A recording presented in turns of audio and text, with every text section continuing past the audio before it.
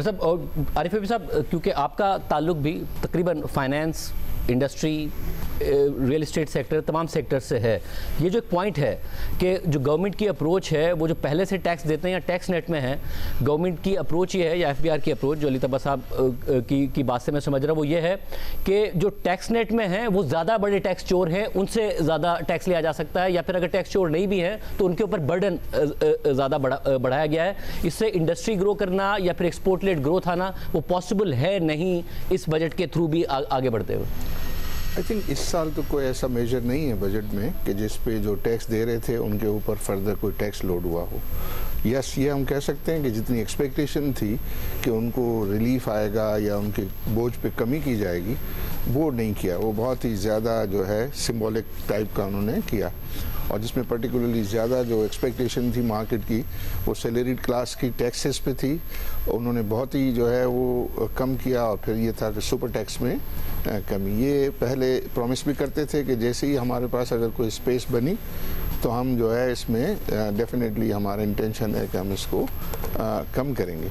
इस दफ़ा I think enforcement के लिए भी उन्होंने 400 बिलियन रुपीस का जो है वो बजट रखा है। और वो जो बता रहे थे वो ये कहते हैं कि लास्ट ईयर हम ये कह रहे थे लेकिन IMF ने हमको इन्फोर्समेंट की मद में जो है कोई अमाउंट नहीं अलाउ किया था, बट इस साल हमने इन्फोर्समेंट में जो है 300+ बिलियन रुपीस जो है वो रेज़ किया, तो उनका कॉन्फिडेंस जो है बढ़ा। तो इस साल हमें उन्होंने 400+ बिलियन रुपीस जो है वो अलाउ किया, और वो ये इन्फोर्समेंट के बारे में ही है। देखिए, मैं ये समझता हूँ शाहजेब कि पाकिस्तान में इस वक्त नई इन्वेस्टमेंट की गुंजाइश नहीं है। आप कहाँ करेंगे? क्या आप पावर में करेंगे? पावर ऑलरेडी सरप्लस है।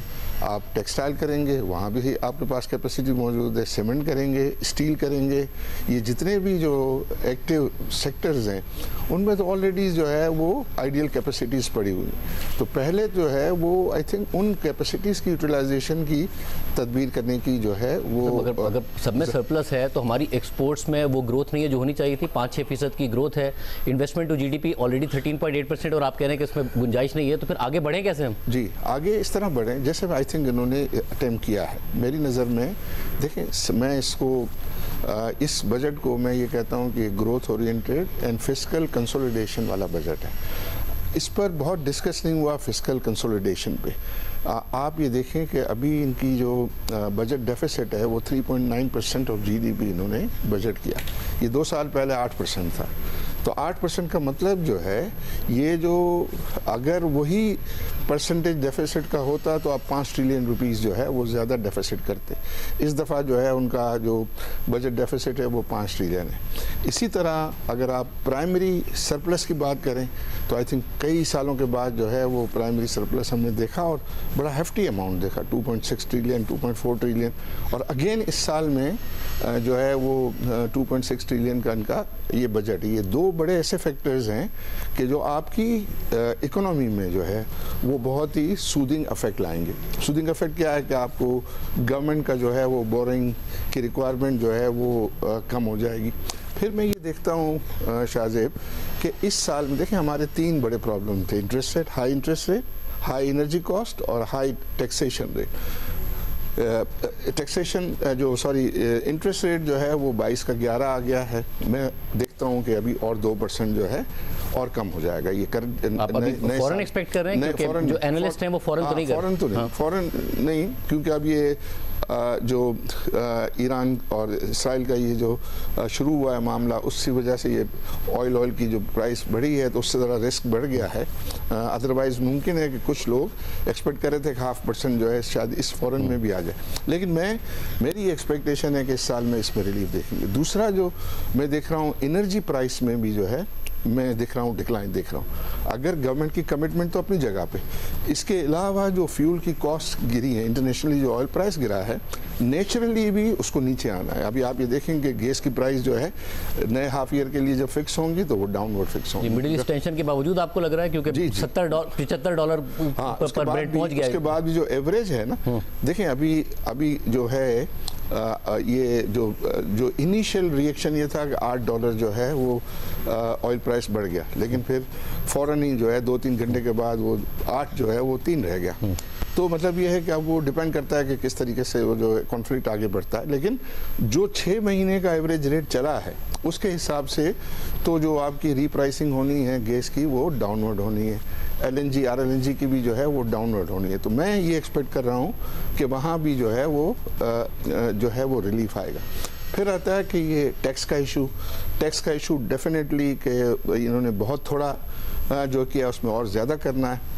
मैं उनकी जगह होता तो मैं 3 साल का प्लान दे देता, 3 साल का दे देता कि 3 साल में जो है ये सुपर टैक्स ख़त्म हो जाएगा, ताकि नया जो इन्वेस्टर है वो आज नई इंडस्ट्री लगाने के लिए अपनी प्रोजेक्शन बनाता है तो वो उसमें डाल देगा, उसको फ़ौरन तो कोई टैक्स नहीं लगना है। जो लोग अब ऑलरेडी जो है बिजनेसेस कर रहे हैं वो तो दे रहे हैं, उन्होंने अपने आप को जो है वो मैनेज कर लिया है। मगर एज ऑफ नाउ आपके लिए कंसर्न है, अगर आप एक और एरिया में इन्वेस्ट करना चाहें तो आपके लिए कंसर्न है कि आप इसको देखेंगे कि इतना बड़े सुपर टैक्स के साथ मैं कैसे करूँ, या आप बाहर से किसी इन्वेस्टर को लाना चाहें तो आपके लिए कंसर्न है? मेरे लिए भी कंसर्न है और बाहर से मैं लाऊं तो भी कंसर्न है, क्योंकि हमारा कॉम्पिटिटिव कोई हम है ही नहीं रीजन से कि हम ये 3 मैंने चीज़ें बताई, जब तक ये नीचे ना आए मुझे लगता है कि 3 ये नई इन्वेस्टमेंट तो आप जो है इतना मैं नहीं एक्सपेक्ट कर सकता। लेकिन मैं ये है कि जो एग्जिस्टिंग कैपेसिटीज़ आइडियल पड़ी हुई उनमें मैं देखता हूँ, और उसमें पर्टिकुलरली ये जो रियल एस्टेट के ऊपर जो इन्होंने इनिशिएटिव लिया है उससे पर्टिकुलरली वो तो जो टैक्सेस तो मैं समझता था कि एडवांस टैक्सेस कोई बात नहीं है, वो तो सिर्फ कैश फ्लो का इशू था कोई, और जो एक्साइज ड्यूटी थी वो भी इफेक्टिव नहीं थी क्योंकि वो भी लिटिगेशन में थी। जो ज़्यादा है उन्होंने टैक्स क्रेडिट दिया है परचेस करने के लिए,